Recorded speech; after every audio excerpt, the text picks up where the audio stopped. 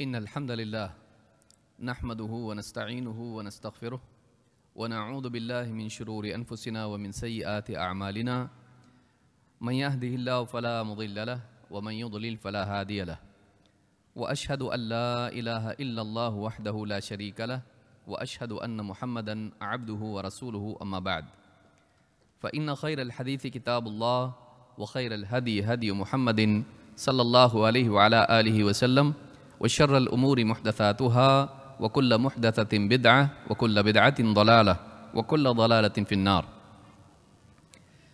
قال النبي صلى الله عليه وسلم من سب أصحابي فعليه لعنة الله والملائكة والناس أجمعين. رواه الطبراني في المعجم الكبير.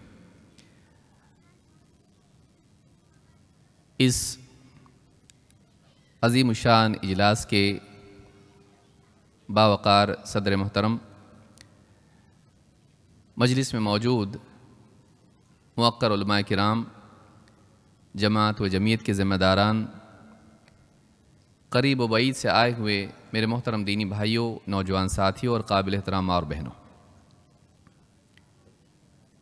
اس اجلاس میں کئی عناوین ہیں اور ہر عنوان کی ایک اپنی اہمیت ہے۔ کوئی عنوان عقیدے سے جڑا ہوا ہے، کوئی منہج سے متعلق ہے، کوئی ایسے منحرفین سے متعلق ہے جو اس دور میں بہت بڑا فتنہ بنے ہوئے، اور ہر عنوان ہماری زندگی سے، خاص طور سے موجودہ دور سے ایک خاص تعلق رکھتا ہے، اور اس پورے اجلاس کا مقصد یہ ہے کہ ہم موجودہ دور کی گمراہیوں سے بچیں۔ گمراہیاں عام طور سے رنگ بدل بدل کے آتی ہیں، کہیں نہ کہیں اس کا بیج، اس کی بنیاد ماضی میں ہوتی ہے، تھوڑا سا رنگ بدل کر وہ ہر دور میں حاضر ہوتی رہتی ہے، ظاہر ہوتی رہتی ہے۔ چونکہ رنگ بدل کے آتی ہے، اس لیے تاریخ پڑھنے والے بعض اوقات عوام اس کو جان نہیں پاتے ہیں، سمجھ نہیں پاتے ہیں۔ یہ اہل علم کی ذمہ داری ہوتی ہے کہ ہر دور میں آنے والی گمراہیوں کو عوام کے سامنے رکھیں تاکہ وہ اس سے بچ سکیں، اس سے پہلے کہ وہ ان کے دین اور ان کی آخرت کو خراب کر دیں۔ اہل علم نے کہا ہے کہ عام لوگ تب فتنے کو جانتے ہیں جب وہ فتنہ آ کر تباہی مچا کر چلا جاتا ہے۔ یہ اہل علم ہوتے ہیں، علماء ہوتے ہیں، جو فتنوں کو اپنے ابتدائی دور ہی میں پہچان لیتے ہیں اور ان سے مقابلے کے لیے تیار بھی ہو جاتے ہیں اور عوام کو باخبر کرتے ہیں۔ تو ایسی کوئی چیز عام طور سے نہیں ہوتی کہ پہلے کچھ بھی نہیں تھا اور نیا کچھ آ گیا۔ عام طور سے جو بھی گمراہ لوگ ہر دور میں پیدا ہوتے ہیں، وہ پچھلے گمراہ لوگوں کے تھوکے ہوئے لقمے ہی چباتے ہیں۔ اسی لیے جتنے بھی نئے نئے فرقے آتے ہیں، کہیں نہ کہیں ان کا تار جا کر پچھلے کسی گمراہ فرقے سے جڑا ہوا ہوتا ہے، بلکہ وہ انہی کا مواد استعمال کر کے نئے رنگ میں اس کو پیش کرتے ہیں۔ لہٰذا ماضی کی تاریخ جاننا اور پچھلے فرقوں کا جاننا ہمیشہ سے، اور اس کو لوگوں کے سامنے بتانا، یہ ہمیشہ سے اہل علم کا کام رہا ہے۔ بعض لوگ یہ سمجھتے ہیں کہ اس دور میں ہم کو مرجئہ کے بارے میں، خوارج کے بارے میں، معتزلہ کے بارے میں، ان کے بارے میں جاننے کی ضرورت نہیں، اس لیے کہ وہ دفن ہو گئے ہیں، وہ ختم ہو گئے ہیں۔ لیکن یہ علم کی کمی کی علامت ہے۔ اگر واقعی آدمی تاریخ کے بارے میں جانتا تو یہ نہیں بولتا کہ یہ چیزیں ختم ہو چکی ہیں۔ وہی معتزلہ رنگ بدل کے انکار حدیث کی یا اسی طرح سے عقلانیت کی صورت میں آج ظاہر ہوتے ہیں۔ اسی طرح سے دوسرے اور کئی فرقے ہیں، وہ رنگ بدل بدل کے آج آتے ہیں، وہ وہیں سے آئے ہوئے ہوتے ہیں۔ لہٰذا اگر ان کو ہم نہیں جانیں گے تو ان نئے فتنوں کو ہم پہچان نہیں پائیں گے۔ انہی فتنوں میں سے اور انہی برائیوں میں سے ایک بہت بڑی برائی جو دین کو مشکوک کرنے کا دروازہ کھولتی ہے، وہ صحابہ پر طعن ہے۔ اللہ رب العالمین نے اللہ کے رسول صلی اللہ علیہ وسلم کا انتخاب کیا اور انسانیت کی ہدایت کے لیے قیامت تک کے لیے آپ کو نبی اور رسول بنا کر بھیجا، خاتم النبیین بنایا۔ جہاں اللہ نے آپ کا انتخاب کیا انسانیت کی ہدایت کے لیے، وہیں اللہ رب العالمین نے آپ کے لیے آپ کے اصحاب کا بھی انتخاب کیا، بلکہ ان کا تذکرہ اللہ تعالیٰ نے ان کے آنے سے پہلے، پیدا ہونے سے پہلے تورات اور انجیل میں کر دیا تھا۔ اس سے معلوم ہوتا ہے کہ کتنی پاکیزہ شخصیات اور نفوذ تھے جنہیں اللہ تعالیٰ نے پہلے سے چن لیا تھا اور اللہ کو معلوم تھا کہ اچھے لوگ ہیں۔ اللہ تعالیٰ نے نبی کریم صلی اللہ علیہ وسلم کے دین کی نصرت کے لیے، آپ کے ساتھ دینے کے لیے ان افراد کو چنا، اور واقعی اللہ کا انتخاب صحیح تھا، کیونکہ اللہ کا انتخاب ہمیشہ صحیح ہوتا ہے۔ اللہ تعالیٰ نے ان کے ذریعے سے نبی کریم صلی اللہ علیہ وسلم کی تبعیت میں، ان کے ذریعے سے اللہ تعالیٰ نے پورے دین کو اس خطے میں نافذ کیا اور عقیدے اور عمل دونوں کی اصلاح کی، اور آنے والوں کے لیے ان کو اسوہ بنایا۔ لیکن بعد میں ایسے لوگ آئے جنہوں نے اپنے اپنے ذاتی مفاد کے تحت ان اصحاب کے اوپر کیچڑ اچھالنے کی کوشش کی۔ کسی کا مقصد عام طور سے یہ سیاسی تناظر ہی میں پیش آیا، لہٰذا آج کے دور میں بھی کسی نہ کسی اعتبار سے، کبھی فقہی اعتبار سے، کبھی انکار حدیث کے اعتبار سے، کبھی سیاسی مسائل کے اعتبار سے، اور کبھی امامت اور اسی طرح سے اس طرح کے بنیادی عقائد جو شیعہ کے پاس ہیں، اسی کو لے کر صحابہ پر لعن طعن کرنا اور اس میں اتنے دور نکل جانا کہ اسلامی اخلاق کا پاس و لحاظ بھی نہ رہے اور انسان اپنی آخرت خراب کر لیں اور اپنے دین کو اور اپنے عقیدے کو برباد کر لے، اللہ کی طرف سے خود لعنت کا حقدار بن جائے۔ آج کے دور میں جیسے محرم کا مہینہ آتا ہے، ہم کو یہ ساری چیز دیکھنے ملتی ہے۔ بہت سارے لوگوں کو پہلے یہ معلوم نہیں ہوتا تھا کہ ایسا بھی ہوتا ہے، لیکن انٹرنیٹ کے آنے کے بعد، یوٹیوب وغیرہ کے آنے کے بعد آج ایک عام آدمی بھی دیکھ سکتا ہے کہ روافض کی طرف سے صحابہ کے بارے میں کس طرح سے باتیں ہوتی ہیں اور وہ کیا بولتے ہیں، اور کس طرح سے شیخین کے بارے میں اور دوسرے صحابہ کے بارے میں زبان کھولتے ہیں، زبان دراز کرتے ہیں۔ آج کے ہمارے اس مختصر سے وقت میں صحابہ پر طعن کے بارے میں کچھ باتیں ہم کو دیکھنا ہے۔ اس میں ہم کسی ایک مجرم کے بارے میں بات نہیں کریں گے، اس لیے کہ کوئی ایک مجرم ہے نہیں، کئی لوگ ہیں جنہوں نے اس تعلق سے باتیں کی ہیں اور مختلف ناحیوں سے صحابہ کے بارے میں انہوں نے ایسی باتیں بولی ہیں جو ان کو نہیں بولنی چاہیے تھی، اور کن ناحیوں سے باتیں ہوئی ہیں ایک ایک کر کے ہم اس کو دیکھنے کی کوشش کریں گے۔ وقت ہمارے پاس بہت کم ہے اور باتیں زیادہ ہیں۔ اللہ کے نبی صلی اللہ علیہ وسلم کی حدیث جو میں نے آپ کے سامنے رکھی، اس میں آپ نے ان لوگوں پر لعنت کی ہے جو صحابہ کو برا کہتے ہیں۔ آپ نے فرمایا من سب اصحابی فعلیہ لعنت اللہ والملائکۃ والناس اجمعین، جو میرے صحابہ کو گالی دے یا میرے صحابہ کو برا کہے، سب کا معنی آگے جا کے ہم دیکھیں گے کہ اس کے کیا معنی ہو سکتے ہیں۔ جو میرے صحابہ کو برا کہے، ان کی تنقیص کرے، ان کی شان میں گستاخی کرے، ان کو نیچا ثابت کرنے کی کوشش کرے، ان کو برا ثابت کرنے کی کوشش کریں، اس پر اللہ کی لعنت، فرشتوں کی لعنت اور سارے لعنت کرنے والوں کی لعنت۔ اس حدیث سے معلوم ہوتا ہے کہ یہ معاملہ چھوٹا نہیں ہے، یہ معاملہ چھوڑیں تو اچھا اور کریں تو کوئی بات نہیں، ایسا نہیں ہے، بلکہ یہ معاملہ ایسا ہے کہ اگر کوئی آدمی صحابہ کے بارے میں غلط بیانی کرتا ہے، ان کو برا کہتا ہے، تو ایسا آدمی اللہ تعالیٰ کی لعنت کا حقدار بنتا ہے، نہ صرف اللہ کی لعنت بلکہ فرشتوں کی لعنت اور سارے لوگوں کی لعنت کا حقدار بنتا ہے۔ لہٰذا اس معاملے میں ہر مسلمان کو محتاط رہنا چاہیے کہ اس کی زبان سے ایسی بات صحابہ کے بارے میں نہ نکلے کہ کہیں وہ اللہ تعالیٰ کی لعنت کا حقدار نہ بن جائے۔ لہٰذا اس تعلق سے یہ دیکھنا ضروری کہ صحابہ کا مقام کیا ہے۔ صحابہ کا مقام جاننے سے پہلے ہم دیکھیں صحابی کس کو کہتے ہیں، صحابی ہوتا کون ہے۔ ابن حجر رحمہ اللہ فرماتے ہیں وَأَصَحُّ مَا وَقَفْتُ عَلَيْهِ مِنْ ذَلِكَ أَنَّ الصَّحَابِيَّ مَنْ لَقِيَ النَّبِيَّ صلی اللہ علیہ وسلم مؤمنا بِهِ وَمَاتَ عَلَى الْإِسْلَامِ۔ صحیح ترین بات جو ہمارے سامنے آتی ہے وہ یہ کہ صحابی اس کو کہتے ہیں جس شخص نے ایمان کی حالت میں نبی کریم صلی اللہ علیہ وسلم سے ملاقات کی اور اسلام پر ہی اس کی موت ہوئی۔ فَيَدْخُلُ فِي مَنْ لَقِيَهُ مَنْ طَالَتْ مُجَالَسَتُهُ لَهُ أَوْ قَصُرَتْ۔ اس میں وہ بھی آتا ہے جو بہت زیادہ وقت تک نبی صلی اللہ علیہ وسلم کے ساتھ رہا ہو یا تھوڑے وقت کے لیے آپ کے ساتھ کسی مجلس میں رہا ہو۔ وَمَنْ رَوَى عَنْهُ وَلَمْ يَرْوِي، چاہے اس نے آپ سے روایت کی ہو یا نہ کی ہو۔ وَمَنْ غَزَى مَعَهُ أَوْ لَمْ يَغْزُ، چاہے آپ کے ساتھ جنگ میں شریک ہوا ہو یا نہ جنگ میں شریک نہ ہوا ہو۔ وَمَنْ رَآهُ رُؤْيَةً وَلَوْ لَمْ يُجَالِسْهُ، چاہے وہ جس نے آپ کو صرف دیکھا ہو دور سے اور آپ کے ساتھ کسی مجلس میں شریک نہ ہوا ہو۔ وَمَنْ لَمْ يَرَهُ لِعَارِضٍ كَالْعَمَىٰ، چاہے ایسا شخص ہو جس نے نابینائی کی وجہ سے، اندھے ہونے کی وجہ سے آپ کو دیکھا نہ ہو، وہ بھی صحابی قرار پاتا ہے۔ اپنی کتاب الاصابہ میں ابن حجر نے یہ تعریف صحابی کی بیان کی ہے۔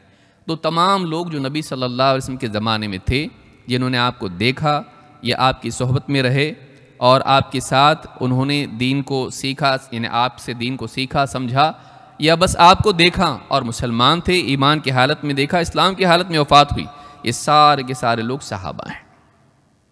اب اس سے یہ بات نکالنا کہ ایسے لوگ، جیسے بہت سارے لوگوں نے کہا صحابہ کے بارے میں کیچڑ اچھالتے ہوئے کہ فلاں صحابی، منافق کو صحابی کہتے ہی نہیں، جو مرتد ہوا وہ صحابی ہے ہی نہیں۔ صحابی وہ ہے جو اسلام کی حالت میں جس کی موت ہوئی ہو، تو صحابی کی تعریف میں ہی آتا ہے کہ اس کا خاتمہ اسلام پہ ہوا ہو اور ایمان کی حالت میں اس نے اللہ کے نبی صلی اللہ علیہ وسلم کو دیکھا ہو۔ صحابہ کے بارے میں قرآن میں اللہ تعالیٰ نے فرمایا کہ سارے کے سارے صحابہ جنتی ہیں۔ اللہ نے فرمایا وَكُلًّا وَعَدَ اللَّهُ الْحُسْنَى، ان سب کے لیے، چاہے وہ فتح مکہ سے پہلے مسلمان ہوئے ہوں یا بعد میں، ان سب کے لیے اللہ تعالیٰ کی طرف سے الحسنہ کا وعدہ ہے، اور الحسنہ سے مراد جنت ہے۔ اس کی مختلف دوسری آیتیں ہیں، سارا وقت ہمارے پاس نہیں کہ ہم ہر اس کی آیت کو اور اقوال کو علماء کے ذکر کریں۔ حسنہ سے مراد جنت ہے، تو سارے صحابہ کے لیے جنت کا وعدہ اللہ کی طرف سے ہے۔ اسی طرح سے اللہ تعالیٰ نے نہ صرف یہ کہ ان کا مآل اچھا ہے، بلکہ اللہ تعالیٰ نے ان کے حال کو بھی اچھا قرار پایا ہے، اتنا اچھا کہ وہ بعد والوں کے لیے اسوہ قرار پائیں۔ اللہ تعالیٰ نے فرمایا والسابقون الاولون من المہاجرین والانصار والذین اتبعوہم بإحسان رضی اللہ عنہم ورضوا عنہ، وہ پہلے سبقت لے جانے والے مہاجر و انصار اور وہ لوگ بھی جنہوں نے بہترین طور پر ان کی اتباع کی، اللہ تعالیٰ ان سے راضی ہو گیا اور وہ اللہ سے راضی۔ وَأَعَدَّ لَهُمْ جَنَّاتٍ تَجْرِي تَحْتَهَا الْأَنْهَارُ، اللہ تعالیٰ نے ان کے لیے ایسے باغات، ایسی جنتیں تیار کر کے رکھی ہیں جن میں نیچے نہریں بہتی ہیں، خالدین فیہا ابدا، یہ ہمیشہ ہمیشہ ہمیشہ ان جنتوں میں رہیں گے، ذَلِكَ الْفَوْزُ الْعَظِيمُ، اور یہ بہت ہی عظیم الشان کامیابی ہے۔ اللہ تعالیٰ نے صحابہ کو کامیاب قرار دیا، جنت کا حقدار قرار دیا، اور بعد والوں کی نجات، جنت، اللہ کی رضا کا مدار صحابہ کی اتباع پر رکھا۔ وہ کتنے اچھے لوگ ہوں گے جو بعد والوں کے لیے اسوہ بن جائیں امتی ہونے کا، اور جن کی پیروی کر کر لوگ جنت کے حقدار بنیں، بھلا وہ کیسے جنت کے حقدار نہیں ہوں گے۔ لہٰذا یہ آیت بتاتی ہے کہ صحابہ نہ صرف انجام کے اعتبار سے اچھے تھے بلکہ ان کی زندگیاں بھی اچھی تھیں، وہ بعد والوں کے لیے اچھی زندگی گزارنے کا نمونہ اور اسوہ ہیں۔ اسی لیے اللہ تعالیٰ نے کہا کہ والذین اتبعوہم بإحسان، جنہوں نے بہترین طور پر اخلاص کے ساتھ بخوبی ان کی اتباع کی۔ تو جو اللہ کے نزدیک اچھا نہ ہو، اللہ تعالیٰ دوسروں کو ان کی اتباع کرنے کے لیے کیسے کہہ سکتا ہے؟ جو اللہ کے نزدیک اچھا ہے، پیمانہ ہے، چاہے عقیدہ ہو، عمل ہو، ایسے ہی لوگوں کی اتباع کا اللہ تعالیٰ دوسروں کو حکم دے گا۔ صحابہ کا تمام اہل سنت والجماعت کا عقیدہ یہ ہے اور اصول اور قاعدہ یہ ہے کہ سارے صحابہ کا تزکیہ کیا جائے، یہ نہیں کہ کچھ کو اچھا کہیں کچھ کو برا کہیں، اور ان پر طعن سے بچیں، ان کے بارے میں برائی کرنے سے بچیں اور ان کی خوبیوں کو بیان کریں۔ اس تعلق سے ابن حجر الحیتمی کہتے ہیں اعلم ان الذي اجمع علیہ اہل السنت والجماعہ انہ یجب علی کل احد تزکیۃ جمیع الصحابۃ واثبات العدالۃ لہم، اس بات کو جان لو کہ سارے اہل سنت والجماعت کا یہ اجماع اس پر ہے، سب کا اتفاق اس پر ہے، اس میں کوئی اختلاف نہیں کہ یہ لازم ہے ہمارے لیے کہ ہم تمام صحابہ کا تزکیہ کریں، سب کو اچھا مانیں، اور ان کے لیے عدالت کہ وہ روایت کے اعتبار سے، کردار کے اعتبار سے قابل اعتماد ہیں، اس کو تسلیم کریں۔ یعنی کہ فلاں کی حدیث لیں گے فلاں کی نہیں لیں گے، نہیں، وہ سب کے سب قابل اعتماد تھے اور سب کے سب اچھے لوگ تھے۔ والکف عن الطعن فیہم والثناء علیہم، اور ان کے بارے میں بدزبانی کرنے سے بچیں، طعن سے بچیں اور ان کی تعریف کریں۔ فقد اثنى اللہ سبحانہ وتعالی علیہم فی آیات من کتابہ، اس لیے کہ خود اللہ تعالیٰ نے اپنی کتاب میں کئی آیات میں صحابہ کی تعریف کی ہے۔ جب اللہ نے تعریف کی تو ہم برائی کیوں کریں؟ اللہ تعالیٰ نے صحابہ کی تعریف کی ہے اور بعد والوں کے لیے ان کو اسوہ بنایا ہے، تو بلا شبہ ہم کو بھی ان کی تعریف کرنا چاہیے، طعن ان پر نہیں کرنا چاہیے۔ اس پر سارے اہل سنت والجماعت کا اجماع ہے، یہ ہمارا اجتماعی اور متفق علیہ موقف ہے۔ اس سے جو ہٹتا ہے وہ گمراہ ہوگا، اس سے ہٹنے والا گمراہ ہے۔ ابن تیمیہ رحمۃ اللہ علیہ فرماتے ہیں وَالسُنَّةُ مَحَبَّةُ عُثْمَانَ وَعَلِيٍّ جَمِيعًا، سنت کا طریقہ یہ ہے، اہل سنت والجماعت کا طریقہ یہ ہے کہ حضرت عثمان رضی اللہ تعالیٰ عنہ اور حضرت علی رضی اللہ تعالیٰ عنہ دونوں سے محبت کی جائے، یعنی کہ ایک سے محبت کریں دوسرے سے نہیں. وتقدیم ابی بکر و عمر علیہما رضی اللہ عنہم، اور ان دونوں پر ابو بکر و عمر رضی اللہ تعالیٰ عنہما کو مقدم جانیں. یہ نہیں کہ حضرت علی کو سب سے نمبر 1 پر رکھیں، حضرت عثمان سے ناراض رہیں اور ان کے بارے میں بدزبانی کریں، اور حضرت ابو بکر و عمر رضی اللہ تعالیٰ عنہما کے بارے میں بھی بری بات کریں. نہیں، سب سے محبت کرنا اور ان دونوں پر ابو بکر و عمر رضی اللہ تعالیٰ عنہما کو مقدم رکھنا، یہ اہل سنت والجماعت کا طریقہ ہے. اسی طرح سے وہب سوائی کہتے ہیں خطبنا علی رضی اللہ عنہ، یہ حضرت علی کا خود موقف تھا. خطبنا علی رضی اللہ عنہ فقال من خیر هذه الامة بعد نبیها. حضرت علی بن ابی طالب نے خطبہ دیا تو کہا کہ یہ تو بتاؤ امت میں نبی صلی اللہ علیہ وسلم کے بعد سب سے افضل کون ہے؟ فقلت انت یا امیر المؤمنین، میں نے کہا کہ آپ اے امیر المؤمنین، ساری امت میں سب سے افضل آپ ہیں. قال لا خیر هذه الامة بعد نبیها ابو بکر ثم عمر. کہا کہ نہیں، میں نہیں، بلکہ اللہ کے نبی صلی اللہ علیہ وسلم کے بعد اس امت میں سب سے افضل، سب سے بہتر اگر کوئی ہے تو وہ ابو بکر و عمر رضی اللہ تعالیٰ عنہ ہے.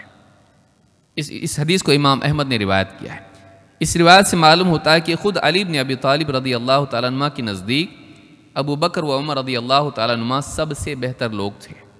لیکن روافض کو آپ دیکھیں، سب سے زیادہ ناراض اور سب سے زیادہ لعن طعن ان کی طرف سے اگر سننے میں پڑھنے میں آتا ہے تو ابو بکر و عمر رضی اللہ تعالیٰ عنہ کے بارے میں آتا ہے. جبکہ خود حضرت علی رضی اللہ تعالیٰ عنہ کی رائے یہ ہے کہ اس امت میں ان کا اعتقاد یہ ہے، ان کا ماننا یہ ہے، ان کا موقف یہ ہے کہ سب سے افضل امت میں نبی صلی اللہ علیہ وسلم کے بعد ابو بکر و عمر ہے. صحابہ پر طعن کا کیا معاملہ ہے؟ کتاب و سنت میں یا سلف کے اقوال میں اس بارے میں کیا آتا ہے کہ یہ کتنا برا ہے؟ اللہ کے نبی صلی اللہ علیہ وسلم فرماتے ہیں لا تسبوا اصحابی فوالذی نفسی بیدہ لو ان احدکم انفق مثل احد ذهبا ما بلغ مد احدہم ولا نصیفہ. میرے صحابہ کو برا مت کہو، میرے صحابہ کو برا مت کہو. اس ذات کی قسم جس کے ہاتھ میں میری جان ہے، اگر تم میں سے کوئی شخص اگر احد پہاڑ کے برابر بھی سونا صدقہ کر دے تو ان کے ایک مد کے برابر بھی وہ نہیں پہنچ سکتا ہے، بلکہ اس کے آدھے کے برابر بھی نہیں ہو سکتا ہے. یعنی بعد والوں کا عمل صحابہ کے عمل کے برابر نہیں ہو سکتا ہے. صحابہ کا عمل بہت اوپر ہے، اگرچہ ان کی مقدار کم ہو سکتی ہے، لیکن ان کے ایمان، ان کی دینداری اور اس موقع پر ساتھ دینا، دین کے لیے خرچ کرنا، دین کے لیے قربانیاں دینا، وہ جو انہوں نے کیا ہے وہ بعد والے اگر مقدار میں اس سے زیادہ بھی کر لیں تب بھی ان کے برابر نہیں ہو سکتے. معلوم ہے کہ صحابہ کا تھوڑا بھی زیادہ ہے اور بعد والوں کا تھوڑا بھی ان کے مقابلے میں کم ہے. تو یہ دیکھنا کہ انہوں نے کیا کیا اور ہم کتنا کر رہے ہیں، اس کو مقدار میں نہیں دیکھا جا سکتا ہے. وہ اللہ کی توفیق تھی جو اللہ تعالیٰ نے ان کو چن کر ان کو عطا کی. تو آپ نے فرمایا کہ میرے صحابہ کو برا مت کہو. اس سے معلوم ہوتا ہے کہ صحابہ کے بارے میں ایک موٹی موٹی بات یہ ہے کہ آدمی جب بھی ان کے بارے میں بات کرے وہ دیکھ لے کہ میں جو بول رہا ہوں یہ اچھا ہے کہ برا ہے. اگر وہ برا ہے تو اس سے رک جانا چاہیے، ورنہ وہ اللہ کے نبی صلی اللہ علیہ وسلم کے حکم کا نافرمان ہے. اس حدیث کو بخاری مسلم نے روایت کیا ہے. اسی طرح سے اہل بیت کے بارے میں بھی آپ نے تاکید کی. آپ نے فرمایا اذکرکم اللہ فی اہل بیتی، اور 3 بار آپ نے بات کہی کہ میں تمہیں اپنے اہل بیت کے بارے میں، میرے گھر والوں کے بارے میں تمہیں اللہ کا خوف دلاتا ہوں، تمہیں اللہ کی تاکید کرتا ہوں کہ ان کا لحاظ رکھو، ان کا خیال کرو، ان کا اکرام کرو. امام مسلم نے اس کو روایت کیا ہے. یہ کرنا کہ اہل بیت کو تقدیم دی جائے اور سارے صحابہ کو غلط ثابت کیا جائے اور انہی کو صحیح مانا جائے، انہی کی بات مانی جائے، انہی کو دین کے لیے بنیاد بنایا جائے، یہ صحابہ کا طریقہ بھی نہیں ہے، یہ اللہ کے نبی صلی اللہ علیہ وسلم نے بھی نہیں سکھایا ہے. لیکن آج شیعہ کے پاس، روافض کے پاس آپ کو ملے گا اہل بیت کے نام پر وہ سارے صحابہ کو چھوڑ دیتے ہیں، ان سے آئے ہوئے علم کو ہی لیتے ہیں، اس میں 50 جھوٹ اپنی طرف سے ملائے ہوئے ہوتے ہیں. تو یہ طریقہ نہیں ہے، بلکہ اہل بیت اور صحابہ ان سب کا احترام ضروری ہے. اس طرح سے کرنا کہ ان کو مانیں، ان کو افضل مانیں اور صحابہ کو برا مانیں، یہ سلف کا طریقہ نہیں، یہ سنت کا طریقہ نہیں ہے. امام الآجری رحمۃ اللہ علیہ فرماتے ہیں لقد خاب وخسر من اصبح وامسى وفي قلبه بغض لعائشة رضی اللہ عنہا. وہ آدمی ناکام و نامراد ہو گیا جس کی صبح شام اس حال میں ہوتی ہو کہ اس کے دل میں حضرت عائشہ رضی اللہ تعالیٰ عنہا کے لیے بغض ہو. او لأحد من اصحاب رسول اللہ صلی اللہ علیہ وسلم، یا صحابہ میں سے کسی ایک صحابی کے لیے بھی اس کے دل میں بغض و عداوت ہو. او لأحد من اہل بیت رسول اللہ صلی اللہ علیہ وسلم، یا اللہ کے نبی صلی اللہ علیہ وسلم کے اہل بیت میں سے کسی فرد کے لیے اس کے دل میں کینہ کپٹ ہو۔ صحابہ، اہل بیت اور ان میں حضرت عائشہ رضی اللہ تعالیٰ عنہ، ان سب کے لیے دل صاف ہونا چاہیے۔ اگر نہیں ہے ایسا تو ایسا آدمی ناکام و نامراد ہے۔ امام الاجری نے اپنی کتاب الشریعہ میں اس کو ذکر کیا ہے۔ قاضی ایاز کہتے ہیں وَسَبُّ آلِ بَيْتِهِ وَأَزْوَاجِهِ وَأَصْحَابِهِ وَتَنَقُّصُهُمْ حَرَامٌ مَلْعُونٌ فَاعِلُهُ، کہتے ہیں کہ آل بیت کو برا کہنا، آپ صلی اللہ علیہ وسلم کی ازواج کو برا کہنا یا آپ کے اصحاب کو برا کہنا یا ان کی تنقیص کرنا، ان کے مرتبے سے ان کو گھٹا کے پیش کرنا، ان کے اندر نقص تلاش کر کے ان کو برا ثابت کرنا حرام ہے، اور ایسا کرنے والا اللہ کی لعنت کا حقدار ہے۔ سب کے بارے میں کہا جا رہا ہے، اہل بیت، آپ کی ازواج اور اسی طرح سے اصحاب، ان سب کے بارے میں بات یاد رکھنا چاہیے۔ کسی ایک کو اپنا کر دوسروں کو چھوڑ نہیں سکتے ہیں۔ اسی طرح سے ابن الاثیر رحمہ اللہ فرماتے ہیں فَإِنَّ الطَّعْنَ فِيهِمْ، کیوں صحابہ پر تان صحیح نہیں ہے؟ ایک تو اس لیے کہ نبی صلی اللہ علیہ وسلم نے منع کیا، اس لیے کہ اللہ نے ان کی تعریف کی، اللہ کے نزدیک وہ معتبر ہیں، لیکن اس کا معال کیا ہے، اس کا انجام کہاں تک جاتا ہے؟ اگر صحابہ ہی کے بارے میں ہم تان کرنے لگے، ان کو ہم غلط ثابت کرنا شروع کر دیں، ان کی تنقیص کرنے لگے، ان کا اعتماد ختم کر دیں، اگر ان کا اعتماد ختم ہو جاتا ہے تو دین کے جو مصادر ہیں انہی کا اعتماد ختم ہو جاتا ہے۔ قرآن کو ہم تک نقل کرنے والے وہی، حدیث کو ہم تک نقل کرنے والے وہی، پورے دین کو ہم تک نقل کرنے والے وہی، نبی صلی اللہ علیہ وسلم کے صبح شام، آپ کے سفر حضر اور سارے معاملات کو ہم تک نقل کرنے والے وہی ہیں۔ اگر انہی کے بارے میں اعتماد ختم کر دیا جائے تو پورے دین کا اعتماد ختم ہو جاتا ہے۔ لہٰذا ابن اثیر رحمہ اللہ فرماتے ہیں فَإِنَّ الطَّعْنَ فِيهِمْ طَعْنٌ فِي الشَّرِيعَةِ، صحابہ میں طعن کرنا، ان کو برا کہنا، ان کو غلط ثابت کرنا پوری شریعت کے اندر طعن کرنے کے برابر ہے۔ فَإِنَّ بِطَرِيقَتِهِمْ وَصَلَتْ إِلَىٰ مَنْ بَعْدَهُمْ، اس لیے کہ شریعت جو ہے انہی کے راستے سے بعد والوں تک پہنچی ہے۔ یہ پورا دین وہیں سے آیا ہے، صحابہ ہی نے نقل کیا ہے۔ اللہ نے اس دین کے نقل کرنے کے لیے نبی صلی اللہ علیہ وسلم سے لے کر آگے دینے کے لیے صحابہ کو چنا۔ اگر وہی معتبر نہیں ہے تو پھر دین کیسے معتبر ہوا؟ لہٰذا صحابہ پر طعن کرنا دین میں شک پیدا کرنے کا دروازہ کھولتا ہے۔ ابن تیمیہ رحمۃ اللہ علیہ فرماتے ہیں فَالطَّعْنُ فِيهِمْ طَعْنٌ فِي الدِّينِ، صحابہ میں طعن، دین میں طعن کرنا ہے، دین کو غیر معتبر ثابت کرنا ہے اگر صحابہ کو غیر معتبر ثابت کرتا ہے۔ موجب للإعراض عما بعث اللہ بہ النبیین، اس کا نتیجہ ہوتا ہے کہ آدمی دین کو بالکل چھوڑ دیتا ہے، دین سے اعراض کرتا ہے۔ نبی صلی اللہ علیہ وسلم جس دین کو لے کر آئیں، صحابہ کا اعتماد ختم ہو جائے تو آدمی دین ہی کو چھوڑ دے گا، کیونکہ پورا دین انہی کے راستے سے آیا اور یہی دیکھنے میں آتا ہے۔ ایسے لوگ جو علی مرزا یا اس طرح کے جتنے لوگ ہیں، ان کی باتیں سن کر صحابہ کے بارے میں شک میں آ جاتے ہیں، وہ پورے دین کے بارے میں شک میں آ جاتے ہیں۔ پھر ان کی زندگی میں آزادی آتی، کیا حلال اور کیا حرام، کیا صحیح اور کیا غلط، ان کا دل ہی بیٹھ جاتا ہے اور دین کے بارے میں وہ بدگمان ہو جاتے ہیں، ہر چیز میں شک کرنے لگ جاتے ہیں۔